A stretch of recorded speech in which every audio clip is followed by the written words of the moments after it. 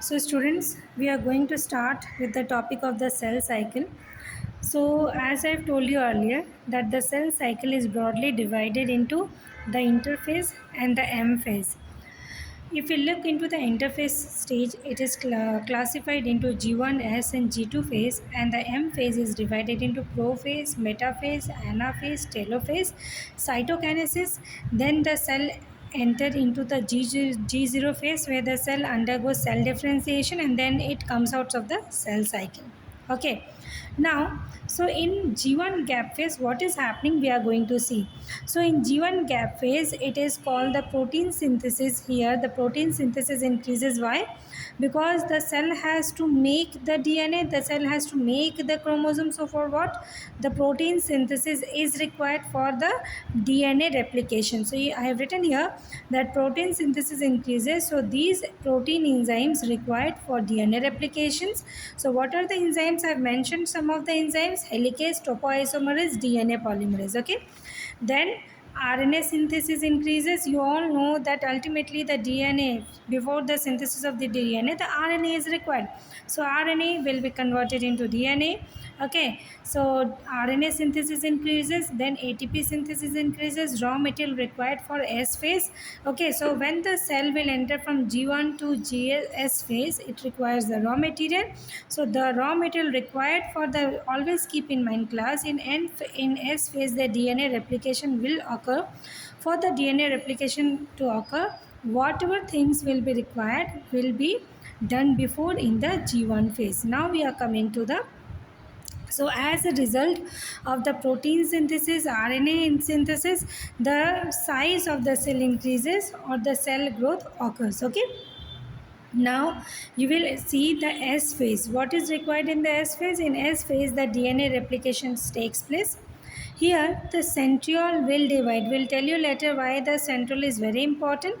Until and unless the centriole divides, the animal cell division will not be completed. Okay, so centriole divides in case of the animal cell, and histone protein synthesis is synthesized. Okay, so class, you all required to know about this 3 points. So what are the 3 points? In S phase the DNA replication will take place, centriole divides, and histone protein are synthesized. You don't require to see all this.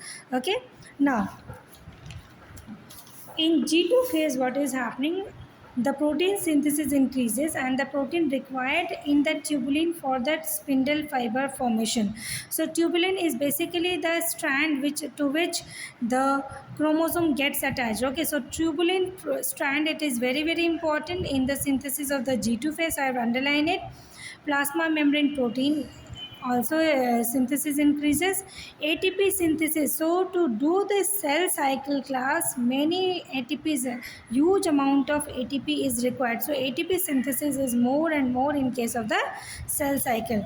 Then RNA synthesis increases. So what are all the RNA synthesis? mRNA, tRNA and rRNA synthesis increases.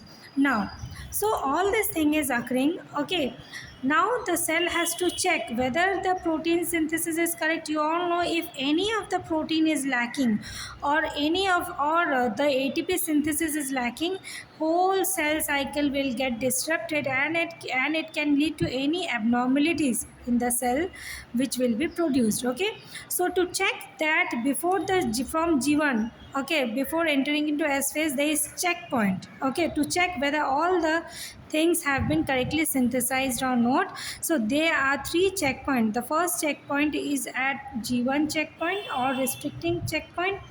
The second, then it enters into the S phase. Okay, after S phase you have the G2. In the G2 there is G2 checkpoint. Okay, after that you will get the last checkpoint that is present in the metaphase stage. Okay, in the M phase, and that is called the M checkpoint. So I have written here what are all the characteristics of the checkpoint class. What you all have to do, you all have to see the characteristics, and these characteristics are very important for the exam point of view. So G1 checkpoint checks for what? So first checkpoint, it checks that is there any damage for the DNA. Secondly, it checks for the enzyme, protein and ATP synthesis. Thirdly, it activates the CDK and the cyclin. Okay, from cyclin you get the protein, and this protein initiates the cell division. So what is the function of the CDK? CDK is called the full form of CDK, cyclin dependent kinase. It initiates the process of transcription. Okay, and now the cell is ready for the S phase. Class will let you all know what is transcription, what is translation. Okay, for the time being, understand it, that transcription occurs, it initiates the transcription and then the S phase. Okay, the cell cycle is completed. Now the cell is committed for the cell division by the G1 checkpoint. Now we are going to see the G2 checkpoint. So what is present in the G2 checkpoint? Again, the G2 checkpoint will check that whether the DNA replication has taken place properly or not. Then protein, enzyme and ATP are synthesized, and you all know what is the important thing, this tubulin, which is required for the spindle fiber formation. So tubulin is required for the spindle fiber formation. And then you have the M checkpoint, or the spindle, the last checkpoint, it is called the M checkpoint, that is present at the end of the metaphase. Okay, and it is also called, what does this checks for? It checks for the spindle checkpoints. Okay, so class, these are all about the three G1, S and G2 checkpoints. So class, in the next class or in the next video, we are going to see that what will happen if the checkpoint is not working properly. Thank you.